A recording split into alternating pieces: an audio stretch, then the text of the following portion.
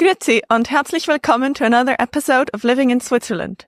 This podcast is brought to you by Rigby. We are a staffing and project services company based in Zurich. If you or anyone you know of is looking for a new role, or you're looking to hire, let us know. We'd be happy to help. The best way to do that is by going to rigby.ch/apply and filling out the form. Then, if we have anything that might be of interest, we'll gladly let you know. Lastly, please like this video and subscribe to our channel. We'll post more full episodes, shorts and clips about living and working in Switzerland. So let's start with just talking a little bit about your background. So I know that you moved to Switzerland for work, is that right? That's right. I moved to Switzerland 6 years ago from Mexico. That's where I'm from originally. And yeah, I moved because I was hired by a Swiss bank to work along with not only the Latin American region, but other regions based in Switzerland. And this was the second time that I moved in my life. Previously, I moved to the UK for a while to do my postgraduate studies, Catherine. Okay, amazing.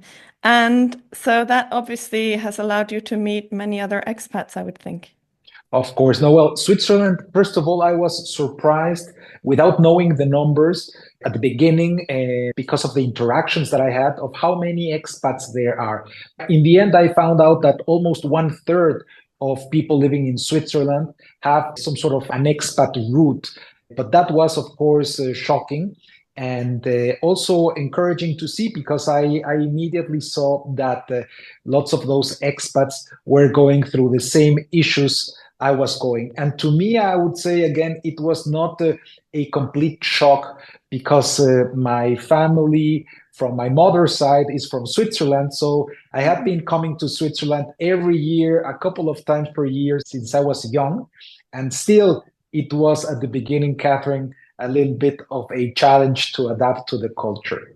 Yeah, of course. I think it's very different to visit and then actually to live there full time, right? Correct. You know, during holidays, you experience a part of Switzerland that is different than the part that you experience when you live here. That's not to say that one is better than the other, but of course, living implies adapting a little bit more and getting to know other things, not only the tourist sides, and also making a little bit more of an effort, for example, speaking the language and other things. But in the end, it has been an extremely rewarding experience, Catherine, one that I wouldn't change for anything.